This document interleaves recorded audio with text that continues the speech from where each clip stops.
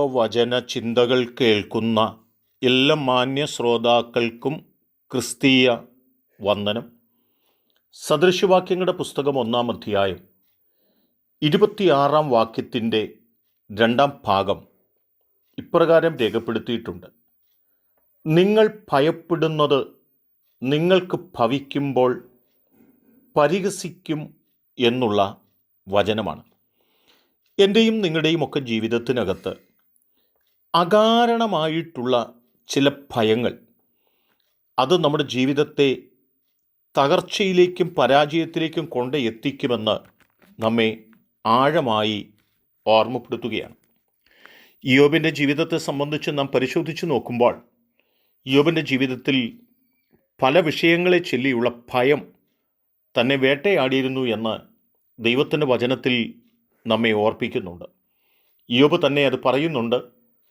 തൻ്റെ പുസ്തകം 3-ാം അധ്യായം 25-ാം വാക്യത്തിൽ പറയുന്നത്: ഞാൻ പേടിച്ചത് തന്നെ എനിക്ക് നേരിട്ടു, ഞാൻ ഭയപ്പെട്ടിരുന്നത് എനിക്ക് ഭവിച്ചു എന്ന വാക്കുകളാണ്.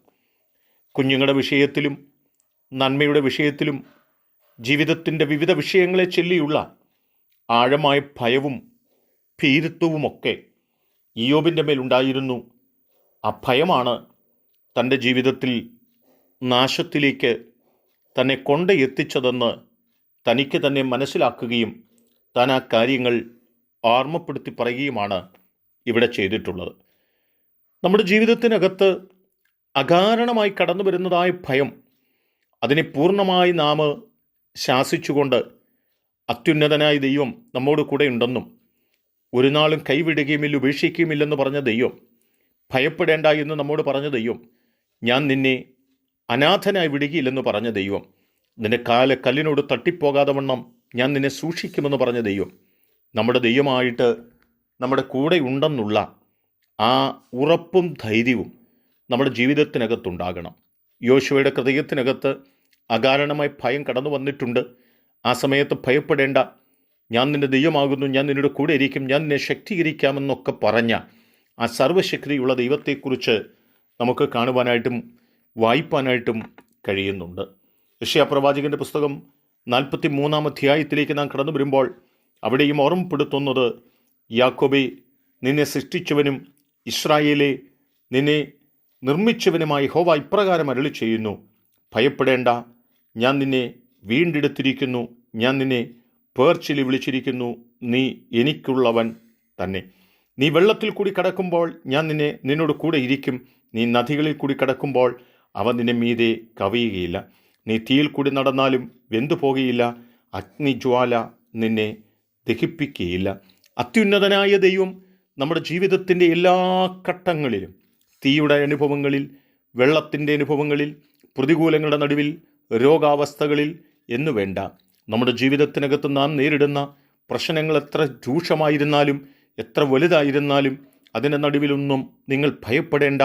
കാരണം സകലത്തിന്മേലും അധികാരമുള്ള ഒരു ദൈവമാണ് നമ്മെ വിളിച്ചിരിക്കുന്നതെന്ന് തിരിച്ചറിഞ്ഞുകൊണ്ട് ഭയം കൂടാതെ നമ്മുടെ ജീവിതത്തിൽ നാം മുൻപോട്ട് നമ്മുടെ കാൽച്ചുവടുകൾ വയ്ക്കുന്നുവെങ്കിൽ നമ്മെ ദൈവം അനുഗ്രഹിപ്പാനും നമ്മെ മാനിപ്പാനും ഇടയായിത്തീരുമെന്നുള്ള ആഴമായ സന്ദേശം തന്നെയാണ്. അല്ല, നാം ആഴമായുള്ള ഭയത്തിലൂടെ നമ്മുടെ ജീവിതം മുൻപോട്ട് കഴിച്ചാൽ അത് നമ്മെ പരാജയത്തിലേക്കും അത് നമ്മെ വീഴ്ചയിലേക്കും നമ്മെ കൊണ്ട് എത്തിക്കുക മാത്രമേ ഉള്ളൂ എന്നുള്ളതായ ആ ബോധ്യതയും നമുക്കുണ്ടാവേണമെന്ന് ഓർമ്മപ്പെടുത്തുകയാണ്. എന്നെ കേൾക്കുന്ന പ്രിയപ്പെട്ടവരെ, അകാരണമായ ഭയങ്ങളോട്, ഭീരുത്വത്തോട് നമ്മൾ പൂർണ്ണമായിട്ട് അതിനെ ശാസിച്ചുകൊണ്ട് ദൈവം നമ്മോടുകൂടെ ഉണ്ടെന്നും ദൈവം നമ്മെ കൈവിടുകയില്ലെന്നുമുള്ള വിശ്വാസത്തോടും ഉറപ്പോടും കൂടി നമ്മുടെ ക്രിസ്തീയ ജീവിതം നമുക്ക് മുൻപോട്ട് കഴിക്കാം. അതിനെൻ്റെ കേൾവിക്കാരായ നിങ്ങൾക്കെല്ലാവർക്കും സർവശക്തനായ ദൈവം കൃപ നൽകട്ടെ. കരുണയുള്ള ദൈവമേ, നല്ല കർത്താവേ, ഞങ്ങൾ അകാരണമായി ഞങ്ങൾ ഭയപ്പെടുന്നത് തന്നെ ഞങ്ങൾക്ക് ഭവിക്കുന്നവരായി തീരാതെ ഞങ്ങൾ ധൈര്യമുള്ളവരായി ദൈവത്തിൽ പ്രത്യാശ വെച്ച് ദൈവകൃപയിൽ ആശ്രയിച്ചുകൊണ്ട് ഞങ്ങൾക്ക് മുൻപോട്ട് പോകുവാൻ ഞങ്ങളെ പ്രാപ്തരാക്കണമേ. ദൈവാനുഗ്രഹങ്ങൾ കൊണ്ട് ഞങ്ങളെ നിറയ്ക്കണം. ദൈവം അങ്ങനെ ചെയ്യുന്നത് കൊണ്ട് സ്തോത്രം. യേശു കർത്താവിൻ നാമത്തിൽ തന്നെ ആമേൻ.